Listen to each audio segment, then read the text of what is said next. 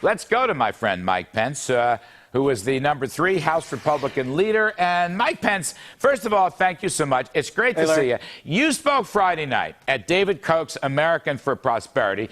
2,000 strong showed up. I spoke Saturday afternoon. This is the group, God bless them, that helped organize the town halls and the tea parties. And they're a bunch of unhappy campers. First up, Mike, what did you tell them in your speech? Well, I told him that the American people know we can't borrow and spend and bail our way back to a growing economy. You know, the American people know what works and what doesn't, and they know that precisely the prescription you just described of cutting taxes on small business owners, working families, and family farms across the board right now is the time-honored way to get this economy moving again. I mean, you know, the reality is this administration has really lost focus on what is really most important to the American people right now. I saw it Friday night at the Americans for Prosperity rally. You saw it there Saturday. The American people want us to focus, like Bill Clinton used to say, like a laser beam on the kind of policies that have always and will always create growth and opportunity for American families, and leave aside all these plans for energy taxes and government mandates and new taxes on health care. We can have those debates down the road, but let's put Americans back to work. Let me ask you this. I'm no fan of big spending and borrowing. I am no fan. But I have to tell you, if Team Obama slashed business tax rates on large and small companies, not just the big guys, but the small guys too, if they suspended the suspension of the Bush tax cuts, you know what?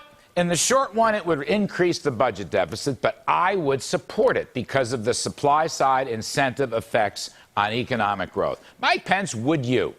Well, let me just say, I've always wrestled with the way Washington talks about what tax cuts cost the federal government. I mean, you know, I know those estimates would show the deficit would grow because Washington seems to do all of its budgeting based on the idea that the federal government owns the money, and when it doesn't get all the money it was planning on getting, that costs the government.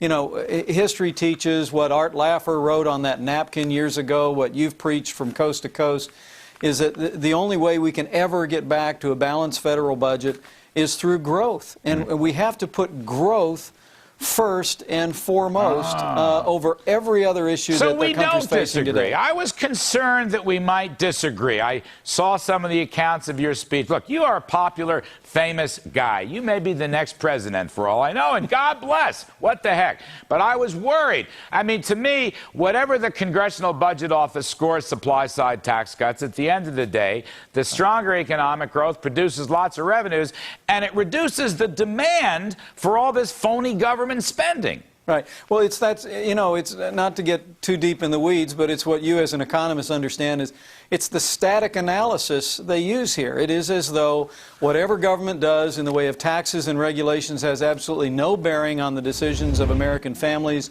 or American businesses, small and large. We know that's not true. We know that our economy is a dynamic entity. It responds to incentives and disincentives.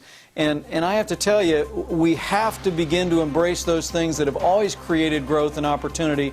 And also, don't forget, Larry, we also have to say no to a national energy tax, and we have to say no to this massive new middle-class tax increase in the Democrat health care bill. I got to get out, but I want to say I am thrilled to hear you with a supply-side component of your message, because when I spoke to the group Saturday, Americans for Prosperity, I said, look, you haven't heard this supply-side argument, the Laffer argument, and so forth in a long time. I want to give it to you. I mean, I think that's been this has to be part of the fix to this economy. Absolutely. Growth is so vitally important, getting that unemployment rate down, creating jobs, all that. We need tax incentives to do it, not class warfare, Mike Pence. And the GOP has just got to grasp that message. It's two-pronged. It's spending and borrowing, yes, but it's supply-side tax cuts. The Democrats will never go there. You better believe it, Larry. All right, Mike Pence, you're the best of the best. Thanks for giving your time. I know you're real busy in the session.